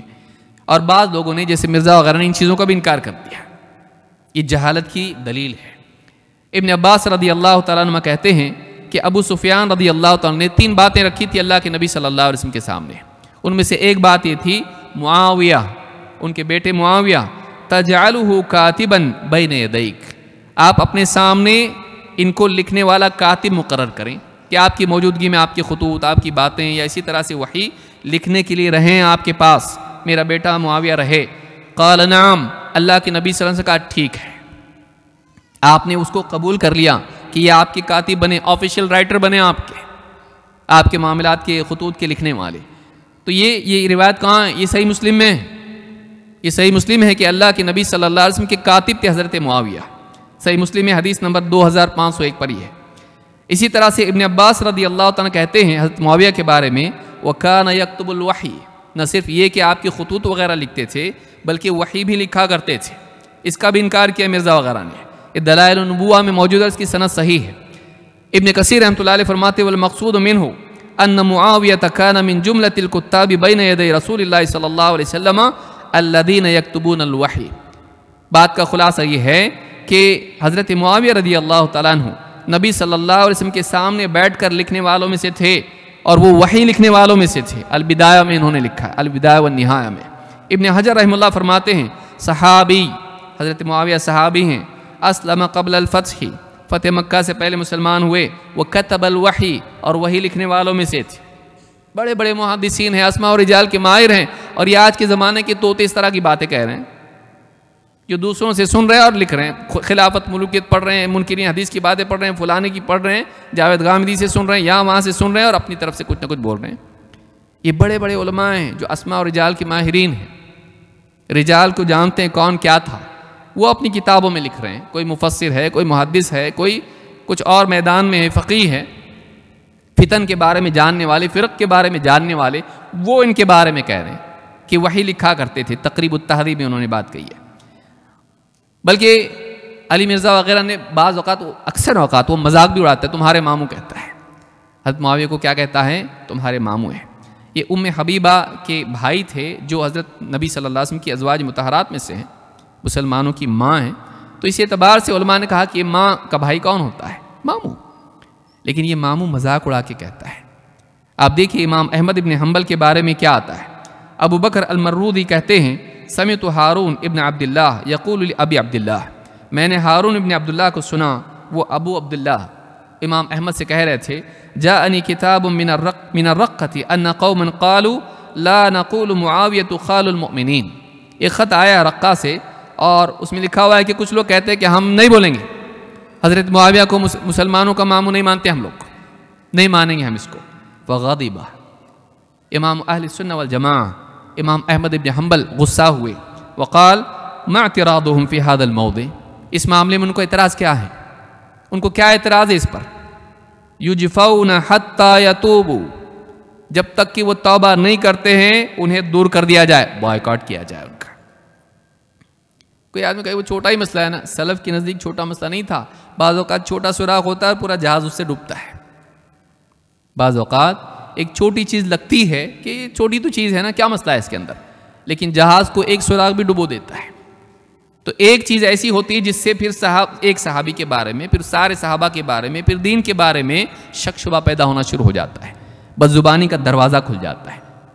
تو کہا کہ جو آدمی ایسا نہیں کرتا ہے، یہ نہیں مانتا ہے، کہا کہ ایسے لوگوں سے جب تک کہ وہ توبہ نہیں کر لیتے ان سے قطع تعلق کر دیا جائے گا۔ امام ابو بکر الخلال نے اپنی کتاب السنہ میں اس کو ذکر کیا ہے۔ ابن حجر رحمہ اللہ فرماتے ہیں واتفق اہل السنۃ علی وجوب منع الطعن علی احد من الصحابہ، سارے صحابہ کا اتفاق ہے کہ صحابہ پر، سارے اہل سنت والجماعت کا اتفاق ہے کہ صحابہ میں سے کسی ایک پر بھی طعن نہیں کیا جائے گا، بسبب ما وقع لهم من ذلك ولو عرف المحق منهم، صحابہ میں جو جنگیں ہوئیں، اختلافات ہوئے، اگرچہ ان میں سے کسی کو مانتا ہو کہ یہ صحیح تھے، ان کا موقف صحیح تھا، یہ حق پر تھے، تبھی بھی کسی بھی صحابی کے بارے میں وہ بدگوئی نہیں کر سکتا ہے، بدزبانی نہیں کر سکتا ہے۔ لأنهم لم يقاتلوا في تلك الحروب الا عن اجتهاد، اس لیے کہ جو بھی جنگ صحابہ میں ہوئی یہ اجتہاد کی بنا پر تھیں، ان کو ڈیسیجن لینا پڑا اور ان کو کچھ نہ کچھ ڈیسیجن لینا تھا، انہوں نے اجتہاد کیا اور قدم اٹھایا۔ وقد عفى اللہ تعالی عن المخطئ فی الاجتہاد، جبکہ اللہ تعالیٰ نے اجتہاد میں غلطی کرنے والے کو معاف کر دیا ہے۔ بل ثبت انہ یؤجر اجرا واحدا وان المصیب یؤجر اجرین، اور یہ بھی ثابت شدہ بات ہے، حدیث میں آئی ہے کہ اگر آدمی اجتہاد میں خطا بھی کر جائے ایک اجر اس کو ملے گا، اور اگر اس میں صحیح نکلے، صحیح اجتہاد اس کا ہو تو 2 اجر اس کو ملیں گے۔ تو اگر صحابہ میں سے 2 میں جنگیں ہوئیں، ایک کو صحیح مانتے ہیں دوسرے کو خطا پر مانتے ہیں، تبھی بھی ایک کو 2 اجر ملیں گے تو ایک کو 1 اجر ملے گا۔ وہ اللہ کے نزدیک ماجور ہیں، گناہگار نہیں ہیں، کیونکہ وہ مجتہد تھے۔ مجتہد کا قول اور اقدام دونوں پر اس کو ثواب ملتا ہے، چاہے وہ خطا پر ہو، چاہے وہ خطا پر ہو۔ یہ بات انہوں نے فتح الباری میں ابن حجر نے کہی ہے۔ ابو بکر المرودی کہتے ہیں قیل علی ابی عبداللہ احمد بن حنبل، امام احمد بن حنبل سے کہا گیا یا ابا عبداللہ ما تقول فیما کان بین علی و معاویہ، کہا کہ اے ابو عبداللہ حضرت علی اور حضرت معاویہ کے درمیان میں جو کچھ ہوا اس بارے میں آپ کا کیا کہنا ہے؟ قال ابو عبداللہ ما اقول فیہم الا الحسنى، اس باب میں اگر کہوں تو میں اچھی بات ہی کہوں گا، کبھی بری بات نہیں کہوں گا، میں بھلائی کے سوا اپنی زبان ان کے باب میں کھولنا نہیں چاہتا۔ حضرت علی اور حضرت معاویہ رضی اللہ تعالیٰ عنہ کے درمیان جو جنگ ہوئی، میں اس بارے میں اگر زبان کھولوں تو اچھی بات کروں گا، میں بری بات نہیں کروں گا۔ یہ طریقہ ہمارے سلف کا تھا، لیکن آج علی مرزا جیسے لوگ کیا کہتے ہیں، اگر ہم ہوتے تو جنگ کرتے۔ یہ جاہل آدمی کہہ سکتا ہے، جو آدمی مناظرے کی جنگ میں نہ آئے وہ تلوار لے کے جائے گا، لوگ دروازوں پر جا کے دروازہ کھٹکھٹا رہے ہیں، جنگ کے لیے باہر نہیں آتا ہے۔ میں سمجھتا ہوں یہ عنوان شیخ عنایت اللہ کا ہے، اس لیے میں اس میں سے کچھ لینا نہیں چاہتا، وہی زیادہ ادا کریں گے انشاءاللہ اس کا۔ گھر میں چھپ کے بیٹھا رہے اور بات نہ کرے اور چیلنجز کریں اور پھر شرطیں لگایا اس کے اندر کہ تمہارے اس کو لے کر آؤ تو میں بات کروں گا، یہ شرط ہے تو میں بات کروں گا۔ کسی سے بات کرنے کے لیے تیار نہیں، ایسا آدمی جنگ میں جائے گا جس کی سیکیورٹی ایسی ہو جو ہمارے علماء کی بھی نہیں ہوتی۔ ہر آنے والا پہلا چیک پوسٹ، دوسرا چیک پوسٹ، اتنی سیکیورٹی کرنے والا، اور وہ کہتا ہم جنگ میں جاتے ہیں۔ کہا ہے کہ جنگ میں جاتا ہے؟ سید ابو العلا مودودی نے کیا لکھا ہے؟ ایک بہت بڑا جھوٹ جو حضرت معاویہ پر بولا گیا وہ کیا ہے؟ کہا کہ یہ سید ابو العلا مودودی نے کہا ہے، میرا وقت ختم ہو رہا ہے، میں بہت مختصر بات کر کے ختم کر دوں گا بات۔ کہتے ہیں کہ ایک اور نہایت مکروہ بدعت حضرت معاویہ کے عہد میں یہ شروع ہوئی کہ وہ خود اور ان کے حکم سے ان کے تمام گورنر خطبوں میں برسر منبر حضرت علی رضی اللہ تعالیٰ پر سب و شتم کی بوچھاڑ کرتے تھے۔ حضرت معاویہ بھی اور ان کے سارے گورنر ممبر پر خطبوں میں حضرت علی پر سب و شتم کی بوچھاڑ کرتے تھے، حتیٰ کہ مسجد نبوی میں ممبر رسول پر عین روضہ نبوی کے سامنے حضور کے محبوب ترین عزیز کو گالیاں دی جاتی تھی اور حضرت علی کی اولاد اور ان کے قریب ترین رشتہ دار اپنے کانوں سے گالیاں سنتے تھے۔ کسی کے مرنے کے بعد اس کو گالیاں دینا شریعت تو درکنار انسانی اخلاق کے بھی خلاف تھا، اور خاص طور پر جمعہ کے خطبے کو اس گندگی سے آلودہ کرنا تو دین و اخلاق کے لحاظ سے سخت گھناؤنا فعل تھا۔ حضرت معاویہ کے بارے میں کہا کہ انہوں نے حکم دیا، خود بھی گالیاں دیتے تھے اور ان کے تمام گورنر گالیاں دیتے تھے ان کے حکم سے۔ مسجد نبوی میں ممبر پر جمعہ کے خطبوں میں حضرت علی کو گالیاں دی جاتی تھی۔ کہاں ہے اس کی سند؟ کہاں ہے اس کی کوئی دلیل ہے؟ اس کی کوئی دلیل نہیں ہے۔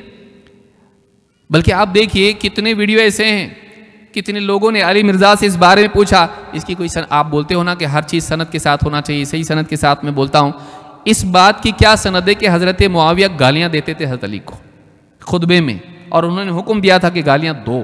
کہاں ہے؟ لیکن آج تک کوئی اس کی کوئی سند پیش کر سکا نہیں۔ کیوں نہیں ہے؟ ہی نہیں تو پیش کہاں سے کرے گا بھائی؟ جب جیب میں کچھ ہے ہی نہیں تو صدقہ کیا کرے گا؟ تو ایسا آدمی جھوٹ بولنا، صحابی اتنا بڑا جھوٹ، بھائی نیکی کے باب میں بھی جھوٹ بولنے والے پیدا ہوئے صوفیوں میں کہ نیکیوں میں جھوٹ بولنے لگے، حدیثیں گھڑی تاکہ لوگ نیک بن جائیں۔ یہ کون سی نیکی ہے؟ ایک صحابی سے لوگوں کو بدگمان کرنا اتنا بڑا جھوٹ کہ ممبر پر جھوٹ خود بھی گالیاں دیتے تھے اور دوسروں کو بھی گالیاں دینے کا حکم دیتے تھے، جو اخلاق سے گری ہوئی حرکت ہے۔ اس کی کوئی دلیل نہیں ہے، ایسی باتیں کی گئی۔ اس تعلق سے کئی باتیں علماء نے کہی ہیں، لیکن آپ دیکھیں گے کہ حضرت معاویہ رضی اللہ تعالیٰ عنہ ان کے بارے میں خود نبی صلی اللہ علیہ وسلم کی کیا حدیثیں ہیں۔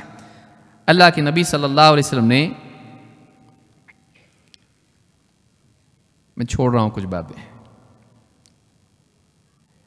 حسن رضی اللہ تعالیٰ کے بارے میں کہا تھا کہ صحابی ابو بکرہ کہتے ہیں میں نے اللہ کے نبی صلی اللہ علیہ وسلم کو سنا جب کہ آپ ممبر پر تھے، والحسن الی جنبہ، حضرت حسن رضی اللہ تعالیٰ آپ کے پہلو میں بیٹھے ہوئے تھے، بچے تھے جبھی، ينظر الى الناس مرة والیہ مرہ، کبھی آپ لوگوں کی طرف دیکھتے اور کبھی حضرت حسن کو دیکھتے اور کہتے یقول ان ابنی هذا ولعل اللہ ان یصلح به بین فئتین من المسلمین، یہ میرا بچہ ہے اور مجھے امید ہے اللہ سے کہ یہ مسلمانوں کی دو بڑی جماعتوں کے درمیان صلح کرائے گا۔ حضرت حسن نے کیا کیا تھا؟